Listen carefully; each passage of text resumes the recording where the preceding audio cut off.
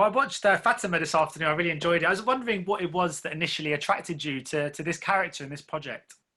Well, I did 20 years ago, I did another film about Fatima, but it was produced by the Vatican, you know, by Istituto Luce. They were the producers.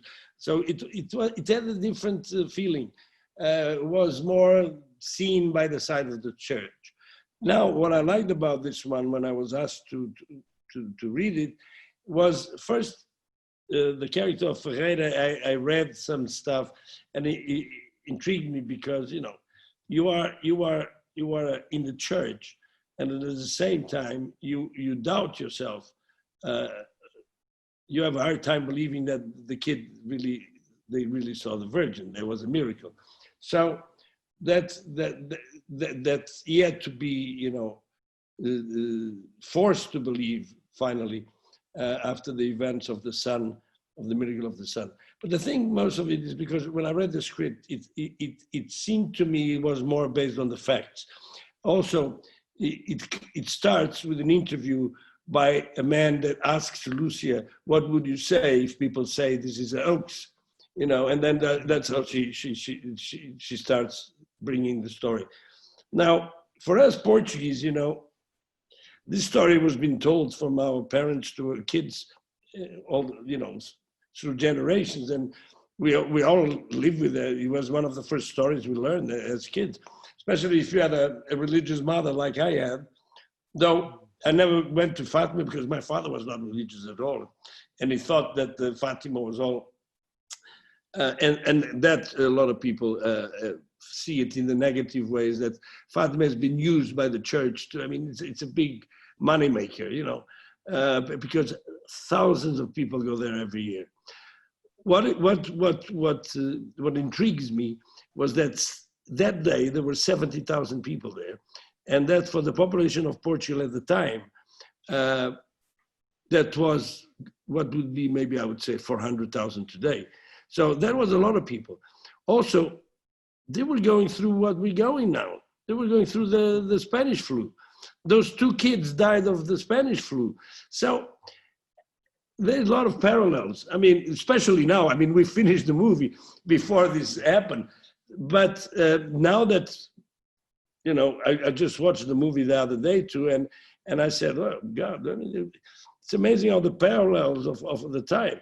Also, I mean, there were a lot of poor people at the time in Portugal, you know. People just were living. It was the 6th year of the Republic. The monarchy had disappeared not long ago. There were kind of protests everywhere. There were, you know, there was a bit of an anarchy in the country. The church was very much seen as on the side of the monarchy. So for the Republicans, this event was a threat, and they treated it as a threat. But then, you know, I think the church in itself had a hard time believing it, and till that day. Of whether, you know, I read letters written by people that were there, because the time, that's how they communicated, by letters. So you had to tell somebody, to a friend, or to a family. And I read quite a few letters. They all described the same. How the sun moved around, and what the sun did, and how it almost fell on them. And that was one of the things that intrigues me still today. It's what happened. I'm not a believer in miracles, but I say, what happened that day, you know? So I think if the film is done in a way that it can be seen by believers and non-believers, and it's a story that works. I mean, because there's all these other facts, you know. Was it an hoax? It was not an hoax. Was it a miracle? Was it not a miracle? I mean, what, you know? And then the parallels that you can bring to what's happening to us today, you know. I think people were in need of hope and faith at the time because of the Spanish flu, the same way we are in need of hope with the COVID right now. Yeah, because I mean, it's interesting because I mean, when films are about faith and they're about things like this, they often get put into a bracket which they consider to be a movie about faith, right? But Right. do you think this film does have universal appeal then? Do you think this is the sort of film that could appeal to your mother and your father, for instance, as two sides of the coin? Yeah, well, you see, my parents aren't alive anymore. My father died not long ago, but at 98. But this would have certainly made them have an argument, you know. But a good argument, because, you know, my father always took the side that this was used by the church, and it is used by the church. I mean, you cannot forget that there are thousands of people that go there every year, that spend money there, that, you know, that buy all type of things, from crosses to small virgins to whatever, you know.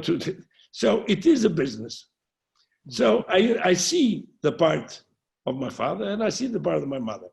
Though my mother was a religious woman that never believed too much in the Vatican, but, you know, somehow, you know, Fatima touched her. So, and I can see that having seen this movie, they had the, you know, my mother didn't particularly like the other Fatima I did.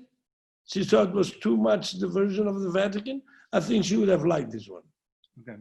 And I was wondering too, because obviously it must have been nice for you to be shooting back on home soil, because how has it been for you as a European actor navigating his way around Hollywood? Is it been frustrating at times to kind of feel like sometimes it's hard to break out of what Americans see Europeans as? And is it nice sometimes to go back to Portugal and feel maybe more freedom as an actor? Well, I shoot a lot in Europe. I've shot a lot of films in Europe. For me, it was always the freedom to come back to Europe and play good guys, because I'm always playing bad guys or religious guys in the States.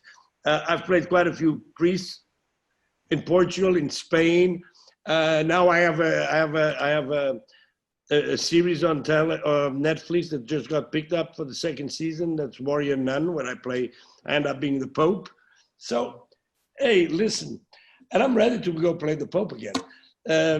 But yes, it's true that, you know, Europe has given me always that side that I can always go back doing a European film and then go back and do the studio films, the big films, where, you know, where sometimes you don't even have as much fun as you do having the small films.